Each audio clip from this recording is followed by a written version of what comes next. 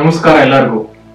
ನಾವು ನಮ್ಮ ಲೈಫ್ ಅಲ್ಲಿ ನಮ್ಮ ಸುತ್ತಮುತ್ತ ನಾವು ಬದುಕೋ ವಾತಾವರಣದಲ್ಲಿ ಈ ತರ ಜನರನ್ನ ನೋಡಿರ್ತೀವಿ. ಯಾವ ತರ ಅಂತಂದ್ರೆ ಏನೋ ಕೆಲಸ ಮಾಡ್ತಿರ್ತಾರೆ, ಅದು ಸ್ವಲ್ಪ ಆದ ತಕ್ಷಣ ಇನ್ನು ಸ್ವಲ್ಪ ಮಾಡೋದಕ್ಕೆ ಲೇಜಿ ಇರ್ತಾರೆ ಅಥವಾ ಅವರಿಗೆ ಮಾಡ್ಬೇಕು ಅಂತ ಅನ್ಸೋದಿಲ್ಲ.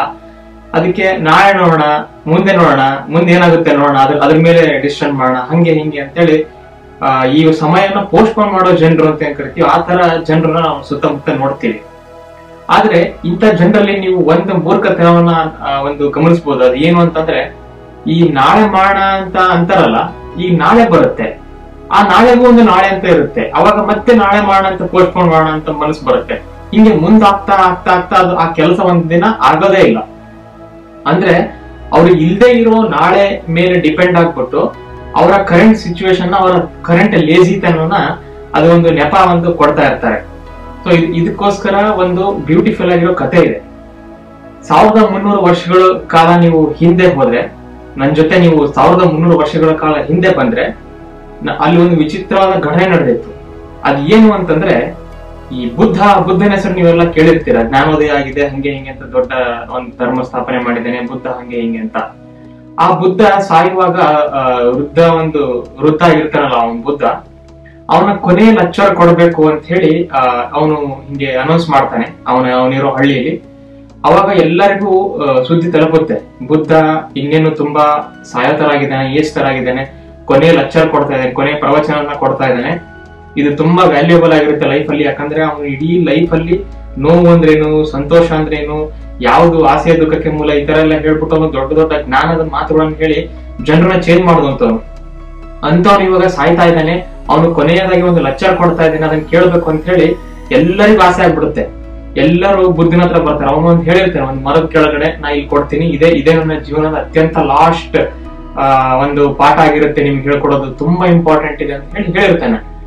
ಎಲ್ಲರೂ ಬರ್ತಾರೆ ಅವನ ಮಾತನ್ನ ಕೇಳಕ್ಕೆ.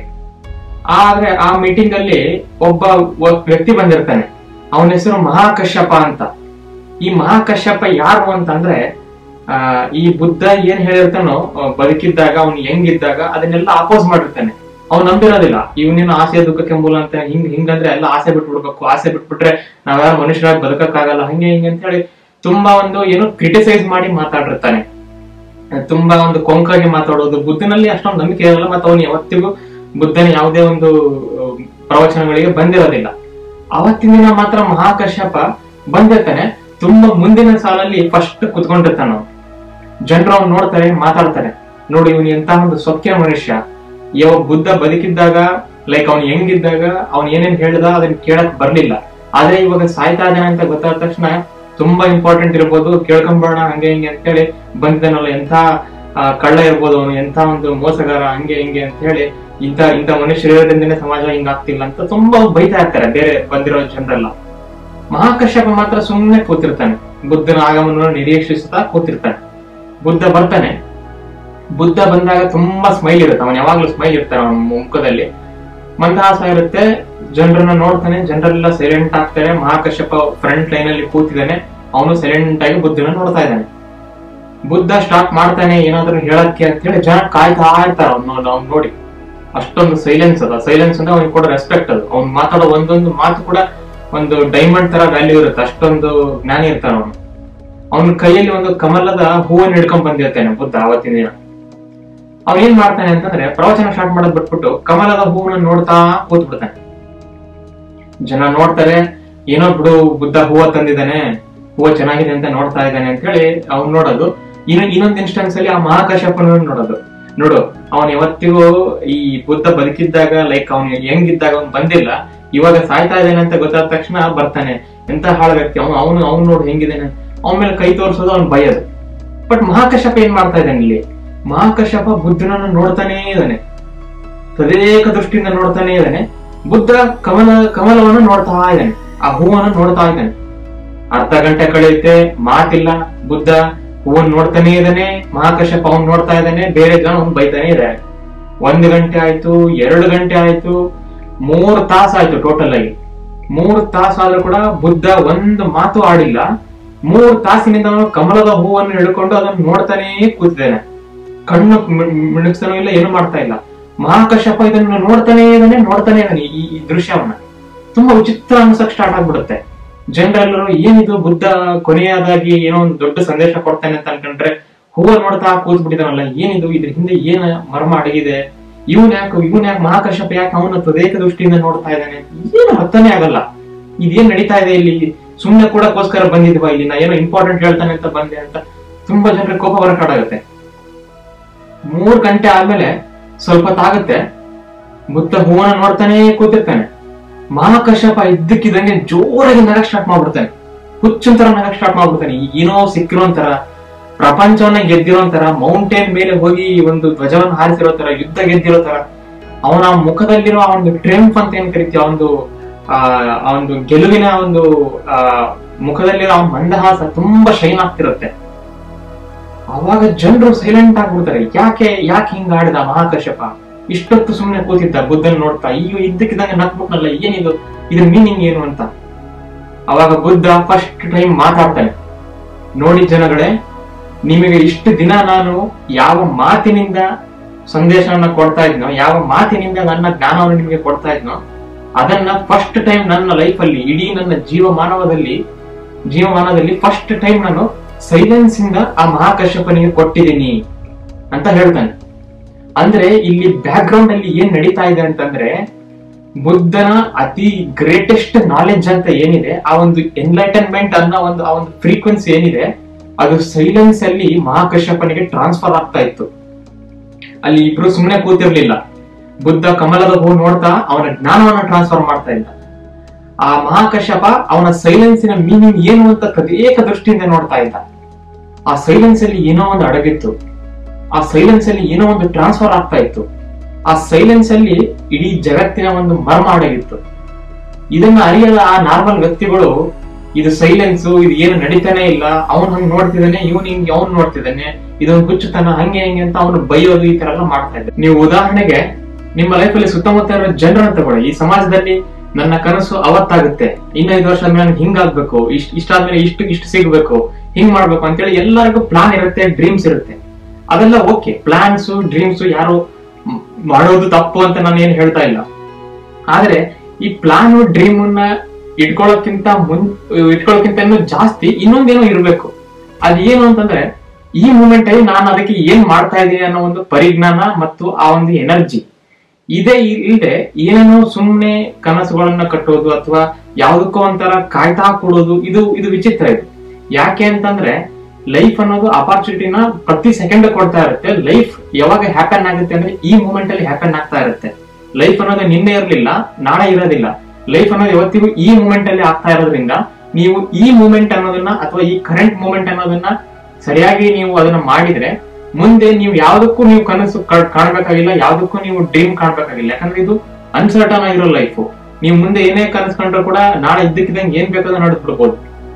ಇದನ್ನ ವೈಜ್ಞಾನಿಕವಾಗಿ ಹೆಂಗೆ ಅನಲೈಸ್ ಮಾಡೋದು, ಇದು ನಿಜವಾಗ್ಲೂ ಈ ಪ್ರೊಸೆಸ್ ಅಲ್ಲಿ ಮಾತ್ರ ಖುಷಿ ಇದೆ ಅಥವಾ ಘಟನೆ ನಡೆದಾಗ ಖುಷಿ ಇಲ್ಲ ಅಂತ ಹೆಂಗ್ ಹೇಳ್ತೀಯ ಅಂತ ನಿಮ್ಮ ಹತ್ರ ಕ್ವಶನ್ ಇದ್ರೆ, ವಿಜ್ಞಾನದಲ್ಲಿ ನೀವು ರಾಮನ್ ಪರಿಣಾಮ ಅಂತ ಕೇಳಿರ್ಬೋದು. ಇದನ್ನ ರಾಮನ್ ಎಫೆಕ್ಟ್ ಅಂತ ಕರೀತಾರೆ. ಅದು ಸಿ.ವಿ. ರಾಮನ್ ಅವರು ಭಾರತ ಕಂಡಂತ ಮತ್ತೆ ಪ್ರಪಂಚ ಕಂಡಂತ ಅತ್ಯಂತ ಗ್ರೇಟೆಸ್ಟ್ ವಿಜ್ಞಾನಿಗಳಲ್ಲಿ ಒಬ್ರು.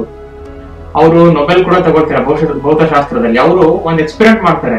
ಅದೇನಂತಂದ್ರೆ, ಬೆಳಕನ್ನ ಕೆಲವೊಂದು ಲಿಕ್ವಿಡ್ ಗಳಲ್ಲಿ ಹಾಯಿಸಿದಾಗ, ಬೆಳಕು ಆ ಒಂದು ಲಿಕ್ವಿಡ್ ಗಳಲ್ಲಿ ಹೋಗಕ್ಕಿಂತ ಮುಂಚೆ ಯಾವ ಒಂದು ವೇವ್ ಲೆಂತ್ ಇರುತ್ತೋ, ಈ ವೇವ್ ಲೆಂತ್ ಅಂತಂದ್ರೆ ಫಾರ್ ಎಕ್ಸಾಂಪಲ್ ಒಂದು ಕಲರ್ ಅಂತ ತಗೊಳ್ಳಿ, ತುಂಬಾ ಕ್ಲಿಷ್ಟಕರವಾಗಿ ಒಂದು ಕಲರ್ ಇಂದ ನೀವು ಇದನ್ನ ಬಿಟ್ರೆ, ಆ ಲಿಕ್ವಿಡ್ ಗಳಲ್ಲಿ ಅದು ಆ ಬೆಳಕು ಹರಿದು ಹೋಗಿ ವಾಪಸ್ ಚದುರುತ್ತೆ. ಆ ಚದುರಿದಾಗ ಈ ಏನ್ ಕಲರ್ ಬಿಟ್ಟಿರ್ತೀರಾ, ಆ ಚದುರಿದಾಗ ಬೇರೆ ಕಲರ್ ಬಂದಿರುತ್ತೆ. ಸೊ ರಾಮನ್ ಅವರಿಗೆ ಒಂದು ಕ್ವಶನ್ ಬರುತ್ತೆ, ಯಾಕೆ ಹಿಂಗಾಗುತ್ತೆ? ಫಸ್ಟ್ ವೇವ್ ಲೆಂತ್ ನಾನು ಯಾವ್ದೋ ಒಂದು ಎಷ್ಟೋ ನ್ಯಾನೋಮೀಟರ್ ಅಲ್ಲಿ ಬಿಡ್ತೀನಿ, ಅದು ಲಿಕ್ವಿಡ್ ಅಲ್ಲಿ ಸ್ಕ್ಯಾಟರ್ ಆಗ್ಬಿಟ್ಟು ಹೊರಗಡೆ ಯಾವ್ದು ಎಷ್ಟೋ ವೇವ್ ಲೆಂತ್ ಅಲ್ಲಿ ಬರುತ್ತೆ. ಯಾಕೆ ಹಿಂಗಾಗುತ್ತೆ ಅಂತ ರಾಮನ್ ಅವರು ಸರಿಯಾಗಿ ಅಧ್ಯಯನ ಮಾಡಿದಾಗ ಅವ್ರಿಗೆ ಗೊತ್ತಾಗುತ್ತೆ, ಲಿಕ್ವಿಡ್ ಒಳಗಡೆ ಆಟಮ್ಸ್ ಮಾಲಿಕ್ಯೂಲ್ಸ್ ಇರುತ್ತಲ್ಲ, ಅವು ಯಾವ ತರ ಅರೇಂಜ್ ಆಗಿರುತ್ತೋ ಅದರ ಒಂದು ಪರಿಣಾಮದಿಂದ ಈ ಬೆಳಕು ಬರ್ದಕ್ಕಂತ ಬೆಳಕು ಅದಕ್ಕೆ ಬಡದು ಸ್ಕ್ಯಾಟರ್ ಅಂದ್ರೆ ಈಗ ಚದುರುವುದು ಅಂತ ಏನ್ ಕರಿತೀವಿ, ಚದುರ್ಬಿಟ್ಟು ಆ ವೇವ್ ಲೆಂತ್ ಅಲ್ಲಿ ಡಿಫ್ರೆನ್ಸ್ ಬರುತ್ತೆ ಅಂತ. ಇದೇ ತರ ನಮ್ಮ ಲೈಫ್ ಅಲ್ಲಿ ಆ ಬೆಳಕು ಹಿಂಗೇನ್ ಬರ್ತಾ ಇದೆ ಅಂತ ಅಂದಲ್ಲ ಲಿಕ್ವಿಡ್ ಅಲ್ಲಿ, ಆ ಬೆಳಕು ಅನ್ನೋದು ಲೈಫ್. ಅದು ಪ್ರತಿ ಸೆಕೆಂಡ್ ಪ್ರತಿದಿನನು ಪ್ರತಿ ನಮ್ಮ ಹುಟ್ಟಿನಿಂದ ಸಾವಿರ ತನಕ ನಾವು ಆ ಒಂದು ಲಿಕ್ವಿಡ್ ಅಂತ ಏನ್ ಕರೆದ್ರೆ, ಆ ಲಿಕ್ವಿಡ್ ಏನಾಗಿರ್ಬೋದು, ರಾಮನ್ ಅವರು ಆಲ್ಕೋಹಾಲ್ ಮೇಲೆ ಟ್ರೈ ಮಾಡಿದ್ರು, ಆಯಿಲ್ ಮೇಲೆ ಟ್ರೈ ಮಾಡಿದ್ರು, ಆಸ್ಪಿರಿನ್ ಮೇಲೆ ಟ್ರೈ ಮಾಡಿದ್ರು. ಆ ಲಿಕ್ವಿಡ್ ಅನ್ನೋದು ನಾವು ಈಗ ಒಂದೊಂದು ಮನುಷ್ಯರು ಒಂದೊಂದು ಆ ಒಂದು ಮೆಟೀರಿಯಲ್ ತರ, ನಾವು ಅನ್ನುವ ಒಂದು ಆ ಲಿಕ್ವಿಡ್ ಅಲ್ಲಿ ಲೈಫ್ ಅನ್ನುವ ಬೆಳಕು ನಮ್ಮ ಮೂಲಕ ಹಾದು ಹೋದಾಗ ನಮ್ಮಿಂದ ಏನೋ ಒಂದು ಹೊರಗೆ ಬರುತ್ತೆ. ಅಂದ್ರೆ ಆ ಲೈಟ್ ಹೆಂಗ್ ಚದುರುತ್ತೋ ಅದರಲ್ಲಿ ನಮ್ಮಿಂದ ಏನೋ ಹೊರಗೆ ಬರುತ್ತೆ. ಅದೇನು ಅಂತಂದ್ರೆ ನಾವು ಮಾರ್ಪಾಡಾಗ್ತೀವಿ. ಲೈಫ್ ಅನ್ನೋ ಲೈಟ್ ನಮಗೆ ಹಿಟ್ ಮಾಡುತ್ತಲ್ಲ, ಅಂದ್ರೆ ಅದು ದಿನ ಬರ್ತಾ ಇರುತ್ತೆ, ಅದರಿಂದ ನಾವು ಮಾರ್ಪಾಡಾಗ್ತೀವಿ. ಯಾವ ತರ ಮಾರ್ಪಾಡಾಗ್ತೀವಿ ಅನ್ನೋದು ನಮ್ ಒಳಗಡೆ ಏನ್ ಇದೆ ಅನ್ನೋದ್ರ ಮೇಲೆ ಡಿಪೆಂಡ್. ಯಾಕಂದ್ರೆ ರಾಮನ್ ಅವ್ರು ಏನ್ ಹೇಳಿದ್ರು, ಆ ಒಂದು ಮಾಲಿಕ್ಯೂಲ್ಸ್ ಹೆಂಗಿದಾವೆ, ಅದು ಆಟಮ್ಸ್ ಇರ್ತಾವಲ್ಲ ಆ ಲಿಕ್ವಿಡ್ ಒಳಗಡೆ, ಅದು ಯಾವ ತರ ಸ್ಟ್ರಕ್ಚರ್ ಇದೆ ಅನ್ನೋದ್ರ ಮೇಲೆ ಲೈಟ್ ಚದರುತ್ತೆ. ಅದೇ ತರ ನಮ್ಮ ಒಂದು ಬಿಲೀಫ್ ಗಳೇನಿದಾವೆ, ನಮ್ಮ ಒಂದು ನಂಬಿಕೆಗಳೇನಿದಾವೆ, ನಮ್ಮ ಒಂದು ಏನ್ ಹೆಂಗಿದೆ, ನಮ್ಮ ಗೋಲ್ ಹೆಂಗಿದೆ ಅನ್ನೋದ್ರ ಮೇಲೆ ಲೈಫ್ ಅನ್ನೋ ಲೈಟ್ ನಮಗೆ ಬಡದಾಗ ನಾವು ಮಾರ್ಪಾಡಾಗ್ತೀವಲ್ಲ, ಅದು ಡಿಪೆಂಡ್ ಆಗಿರುತ್ತೆ. ಯಾವತ್ತಿದ್ರು ನೋಡಿ, ನಿಮ್ಮ ಬರ್ತ್ಡೇ ಇದೆ ಅಂತ ಅನ್ಕೊಳ್ಳಿ, ಇನ್ನೊಂದು ವಾರದಲ್ಲಿ ಖುಷಿ ಆಗ್ತಾ ಬರುತ್ತೆ ಅದು ಹತ್ರ ಬಂದ. ಯಾಕಂದ್ರೆ ನಿಮ್ಮ ಬರ್ತ್ಡೇ ಅದು ಎಲ್ಲರೂ ವಿಶ್ ಮಾಡ್ತಾರೆ, ಯಾರು ಗಿಫ್ಟ್ ಕೊಡ್ತಾರೆ, ಹಂಗೆ ಹಿಂಗೆ ಅಂತ ತುಂಬಾ ಸ್ಪೆಷಲ್. ಅಥವಾ ನಿಮ್ಗೆ ಇನ್ನೊಂದು ಎಷ್ಟೋ ಒಂದು ವಾರದಲ್ಲಿ ಜಾಬ್ ಸಿಗ್ತಾ ಇದೆ ಅಂತ ಅನ್ಕೊಳ್ಳಿ, ಅಥವಾ ಇನ್ನೊಂದು ವಾರದಲ್ಲಿ ಯಾರು ಗೆಸ್ಟ್ ಬರ್ತಾ ಇದಾರೆ ಅಂತ ಅನ್ಕೊಳ್ಳಿ, ಅಥವಾ ಇನ್ನೊಂದು ವಾರದಲ್ಲಿ ಇನ್ನೊಂದು ನಿಮ್ಗೆ ಹೊಸ ಮನೆ ಕಟ್ತಾ ಇದ್ದೀರಾ ಅಂತ ಅನ್ಕೊಳ್ಳಿ. ಈ ತರ ಎಲ್ಲ ಮಾಡಿದಾಗ ಅದು ಒಂದು ದಿನ ಮುಂದೆ ಇದೆ ಅಂತ ಮನಸ್ಸಲ್ಲಿ ಇರುತ್ತೆ. ಆ ದಿನ ಹತ್ರ ಬಂದಾಗ ನಿಮ್ಮ ಮನಸ್ಸಲ್ಲಿ ನೀವು ಅವ್ನ ಗ್ರಾಫ್ ಹಾಕ್ಬೇಕು. ಆ ಖುಷಿ ಅನ್ನೋದು ರೈಸ್ ಆಗ್ತಾ ಹೋಗುತ್ತೆ. ಓ ಹತ್ರ ಬಂತು. ಆದ್ರೆ ಯಾವತ್ತು ಆ ದಿನ ಬಂದ್ಬಿಡುತ್ತೋ ಅವತ್ತು ನೀವು ಎಕ್ಸ್ಪೆಕ್ಟ್ ಮಾಡೋದೇ ಇಲ್ಲ. ಯಾಕೆಂದ್ರೆ ಅದನ್ನ ಎಂಜಾಯ್ ಮಾಡ್ತಾ ಇರ್ತೀರಾ ಆ ಮೂಮೆಂಟ್ ಅಲ್ಲಿ, ಯಾಕಂದ್ರೆ ಅದು ಆಗೋಗ್ಬಿಟ್ಟಿರುತ್ತೆ. ಅದೇನೋ ಓಕೆ, ಅದೇನೋ ಆಗಿರುತ್ತೆ. ಆದ್ರೆ ಆ ಒಂದು ಖುಷಿ ಪಡುವ ಆ ಒಂದು ಭಾವನೆ ಎಲ್ಲಿ ಹೋಯ್ತು? ಆ ಹತ್ರ ಏನೋ ಬಂತು ಅಂತ ಒಂದು ಖುಷಿ ಇರುತ್ತಲ್ಲ, ಅದು ಎಲ್ಲಿ ಹೋಯ್ತು ಮತ್ತೆ? ಸೊ ಆದ್ದರಿಂದ ಲೈಫ್ ಅಲ್ಲಿ ಯಾವತ್ತಿಗೂ ಪರ್ಮನೆಂಟ್ ಆಗಿ ಹ್ಯಾಪಿ ಆಗಿರ್ಬೇಕು ಅಂತಂದ್ರೆ ಯಾವುದರಲ್ಲಿ ಎಂಡೇ ಇಲ್ವೋ, ಯಾವುದರಲ್ಲಿ ಖುಷಿ ಪಡೋದು ಎಂಡೇ ಇಲ್ವೋ ಅಂತದನ್ನ ನೀವು ಪ್ರಾಕ್ಟೀಸ್ ಮಾಡೋದನ್ನ ಟ್ರೈ ಮಾಡ್ಬೇಕು. ನಾ ಏನ್ ಹೇಳ್ತಾ ಇದ್ದೀನಿ ಅಂತಂದ್ರೆ, ಇಲ್ಲಿ ಎಲ್ಲ ಜನರು ಬುದ್ಧ ಏನ್ ಹೇಳ್ತಾ ಇದ್ದಾನೆ ಆ ಸೈಲೆನ್ಸ್ ಅಲ್ಲಿ ಅಂತ ತಿಳಿಯೋದು ಬಿಟ್ಬಿಟ್ಟು, ಅವನು ಏನ್ ಮಾಡ್ತಾ ಇದ್ದಾನೆ ಮಹಾಕಶ್ಯಪ, ಅವನು ಯಾಕೆ ಇಲ್ಲಿ ಬಂದ, ಅವನೊಬ್ಬ ವಿಚಿತ್ರ ಮನುಷ್ಯ, ಅವನೊಬ್ಬ ಕೆಟ್ಟ ಮನುಷ್ಯ, ಇಂಥವನ್ನೆಲ್ಲ ಗಮನ ಕೊಟ್ರು.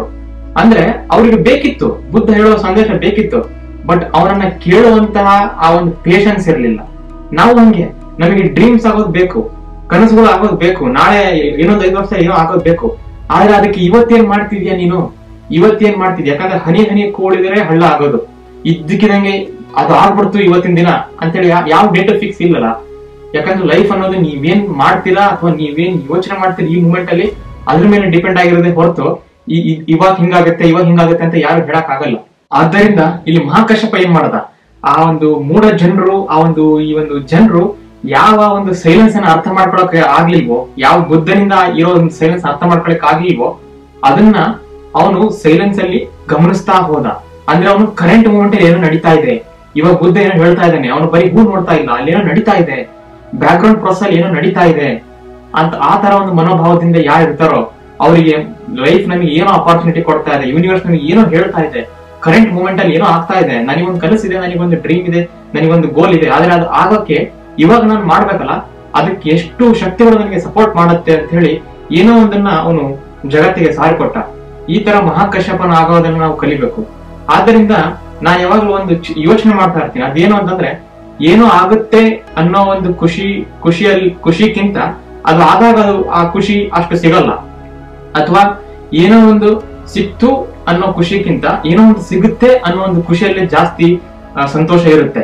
ಆದ್ದರಿಂದ ಯಾವ್ದಾದ್ರು ಒಂದು ಪರ್ಫೆಕ್ಟ್ ಆಗಿ ಹಿಂಗೆ ಅಂತ ನೀವು ಡಿಸೈಡ್ ಮಾಡ್ಬಿಟ್ರೆ ಅದು ಆಗ್ಲೇಬೇಕು, ಆಗ್ಲಿಲ್ಲ ಅಂತಂದ್ರೆ ದುಃಖ ಆಗ್ಬಿಡುತ್ತೆ. ಆದ್ರೆ ಇದು ಆಗುತ್ತೆ ಅಂತಾನೆ ಫೀಲಿಂಗ್ ಅಲ್ಲೇ ಯಾವಾಗ್ಲೂ ಪರ್ಮನೆಂಟ್ ಆಗಿದ್ರೆ ನಾವು ಯಾವತ್ತೂ ನಿಮಗೆ ದುಃಖ ಆಗೋದಿಲ್ಲ. ಯಾಕಂದ್ರೆ ಅದು ಯಾವತ್ತಿಗೂ ಎಟರ್ನಲ್ ಆಗಿ ಹೋಗ್ತಾನೆ ಇರುತ್ತೆ. ಆದ್ದರಿಂದ ನಾನ್ ಕಲ್ತಿರೋ ವೇ ಏನು ಅಂತಂದ್ರೆ, ಈ ವಿಜ್ಞಾನವನ್ನ ಮತ್ತೆ ಈ ಈಸ್ಟರ್ನ್ ಅಥವಾ ವೆಸ್ಟರ್ನ್ ಫಿಲಾಸಫಿನ ಮಿಕ್ಸ್ ಮಾಡೋದ್ರಿಂದ ಲೈಫ್ ಅಲ್ಲಿ ಏನೋ ಒಂದು ಗೊತ್ತಾಗ್ತಾ ಹೋಗುತ್ತೆ. ಲೈಫ್ ಅಲ್ಲಿ ಎಲ್ಲವೂ ಸೇಮು, ಏನೋ ನಮಗೆ ಒಂದು ಹೇಳುತ್ತೆ ಅನ್ನೋ ಒಂದು ಸೀಕ್ರೆಟ್ ಗೊತ್ತಾಗ್ತಾ ಹೋಗುತ್ತೆ. ಯಾಕಂದ್ರೆ ಜಾಸ್ತಿ ನೀವು ವಿಜ್ಞಾನ ಕಲ್ತಂಗೆಲ್ಲ ಅದು ನಿಮ್ಮನ್ನ ಬೆಳೆಸ್ತಾ ಹೋಗುತ್ತೆ. ಸೊ ವಿಜ್ಞಾನ ಅನ್ನೋದು ಬರೀ ಕಲಿಯೋದಲ್ಲ, ಅದೊಂದು ಬರೀ ವಿಶೇಷವಾದ ಜ್ಞಾನ ಅಲ್ಲ, ಅದೊಂದು ಬೆಳೆಸ್ತಕ್ಕಂತ ಶಕ್ತಿ, ಅದರಿಂದ ವ್ಯಕ್ತಿತ್ವವನ್ನು ಫಾರ್ಮ್ ಮಾಡ್ತಕ್ಕಂತ ಒಂದು ಶಕ್ತಿ ಅಂತ ಹೇಳ್ತಾ, ಈ ವಿಡಿಯೋದಲ್ಲಿ ನಿಮ್ಗೆ ಏನಾದ್ರು ಸಿಕ್ಕಿದ್ರೆ ದಯವಿಟ್ಟು ಅದನ್ನ ಇನ್ನೊಬ್ಬರಿಗೆ ಶೇರ್ ಮಾಡಿ. ಮತ್ತೆ ನಿಮ್ಗೆ ಇದೇ ತರಹದ ಬ್ರಹ್ಮಾಂಡಗಳ ವಿಷಯಗಳು ಮತ್ತು ಮನಸ್ಸಿನ ವಿಷಯಗಳು ಇಷ್ಟ ಆದಲ್ಲಿ ದಯವಿಟ್ಟು ನನ್ನ ಚಾನಲ್ ಸಬ್ಸ್ಕ್ರೈಬ್ ಮಾಡಿ ಅಂತ ಹೇಳ್ತಾ ಈ ವಿಡಿಯೋನ ಇಲ್ಲೇ ಮುಕ್ತಾಯ ಮಾಡ್ತಾ ಇದ್ದೀನಿ. ಧನ್ಯವಾದಗಳು.